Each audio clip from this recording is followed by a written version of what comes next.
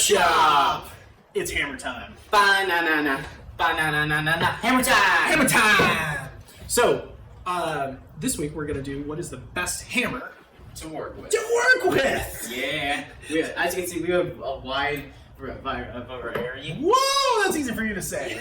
We have a giant one all the way to the smallest. All the way to the tiny hammer. So what is the best hammer for woodworking? Well, I feel like it's really all on perspective in what you're doing. Absolutely, absolutely. So what do you think for each purpose the best hammer is? Well, if you're going for like an angle and you don't want to have your elbow way up here, either this one or this one. I think this one probably though, because I feel like this one is kind of big and it's hard to like hold while you're doing it, unless you're doing something that's very demanding and big. Yeah, for me, we almost never use these framing hammers. Yeah. We just don't. They look very cool though. Yeah, we're not hammering nails into boards that often. If we do put nails into boards, we're using like a brad nailer, or we're probably making screws. We're probably putting screws into boards. Yeah. So then what do we have left is these hammers are more woodworking hammers. The dead blow hammer has BBs in it. That's one of my favorite ones. Yeah, and when you hit things, it stays there. It's really good for putting board on board. Yeah. I also like the sound. The BBs for sure. The plastic and rubber, hammer is really good for dovetails. So if you're pounding dovetails in, the plastic hammer is really nice, and the rubber, to get it there. One of the ones we don't use that often, unless we're putting metal together with other metal, is the rubber mallet. Or we're going camping. Or we're going camping. Yeah, we just don't use it for wood because it leaves black marks on your wood. Yeah. So metal is what we'll put it on. It is very powerful though.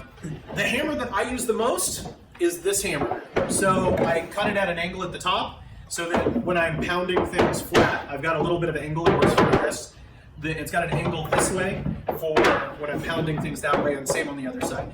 It's also the one I messed up on the finish, and it's the worst looking hammer. So I thought, okay, if I'm going to use my nice wooden hammers, I'm just going to use the worst looking one, and when that one goes bad, then I'll start using the others. The problem is it doesn't go bad. It's gotten super hard, and it's a good hammer. Yeah. And the problem is, Dad wants a switch. I'm always using this crappy hammer because it works. So for big, heavy things. Giant hammer! Giant hammer. Dom has 2 hammers in his tool belt at all times, and they're those hammers. Yep. So this one is actually shaped to his hand.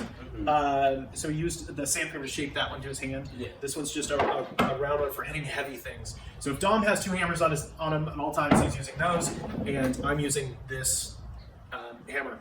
Funny thing is, we made these 3 hammers ourselves, and so these wooden mallets just seem to work best for woodworking. Yeah. So if you had 1 hammer for all of woodworking, I would not get a framing hammer.